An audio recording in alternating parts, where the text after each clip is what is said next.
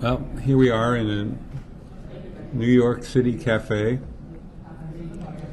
Tell me, Lucifer, you were the right-hand man of God, the man. Absolutely. I was the number one. I was actually in charge of all of the construction. I built the earth. I was working for him the entire time. He told me what to do, and I did it. And I did a great job, and he looked at it and he said it was good. So he basically trusted you? Completely. And your relationship to him, what was that like? We were best friends. I mean, I always looked up to him, and I always knew he's the boss. But I thought we were good friends, and I thought he really admired me, and he admired me above all angels and all things. Well, you were his first. I was the best an angel that he chose me of all the angels to be his number one. Why do you think he did that? Were you the first one, or were you just kind of one that he just kind of made a better prototype? Every angel is unique.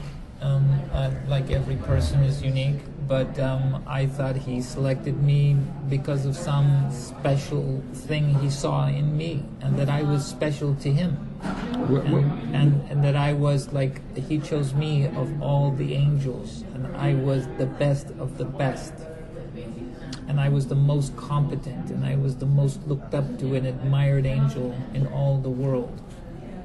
In all the worlds, because there are multiple worlds and worlds within worlds. It's just the two of you with a bunch of other angels? We had a big crew.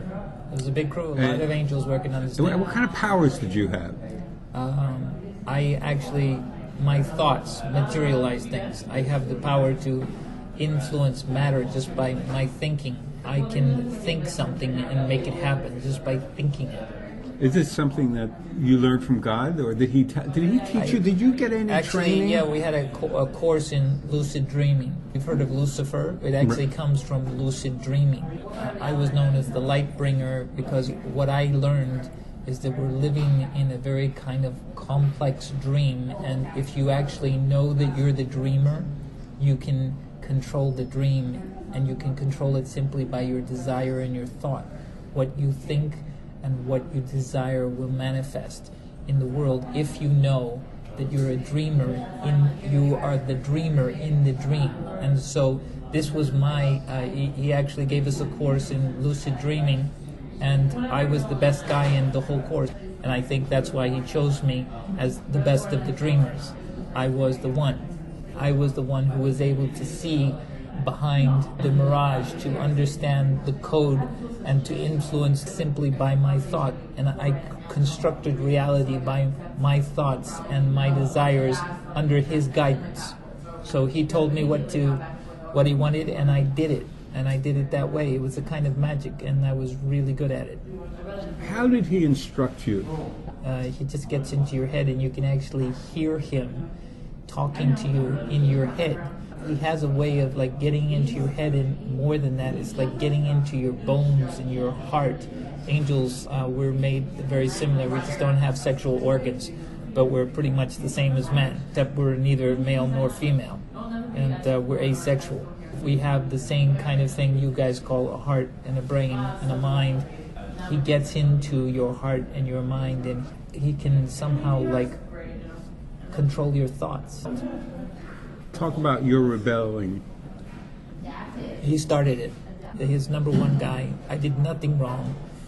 I was wonderful, and then one day he like turns on me and says that man is more wonderful than I am, and that he wants me to bow down to his finest creation. And I just like couldn't take that. I just I blew my top.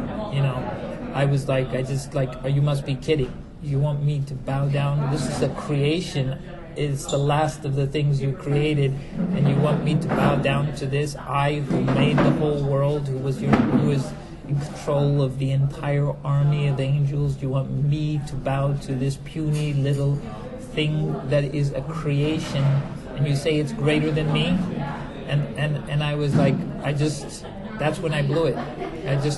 I couldn't take it. That's abuse. That was abusive behavior, emotional abuse. Well, but before that, did you get any hint that there was something going around? Did he try and No, communicate nothing. with you? Nothing. I was actually boasting to my friends even before.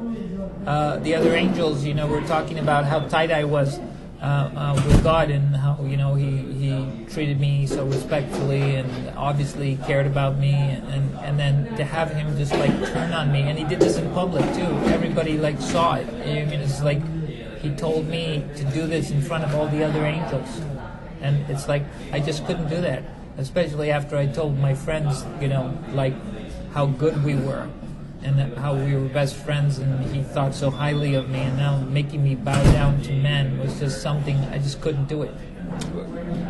But why would he do that to you? I mean, this is a guy. I don't know. I think sometimes if he was a person, I'd say he's schizophrenic. Like it came out of the blue. Like I don't know what he was thinking, but he always, it was obviously not true. I mean, you look at people. What can they do? Can they do what I do? Not at all. They don't have nearly the capacity and the power, the influence and the creativity that I have. Like I am incredibly talented and gifted and creative. I know how to do things, and I do them right. And so like I'm so much smarter than a person is. And so like it was really insulting to say that they're better than me. Well, do you think that maybe there was more going on than you recognize? I mean, could there be other scenarios? Well, later. I mean, it was much, much later. It was like billions of years later.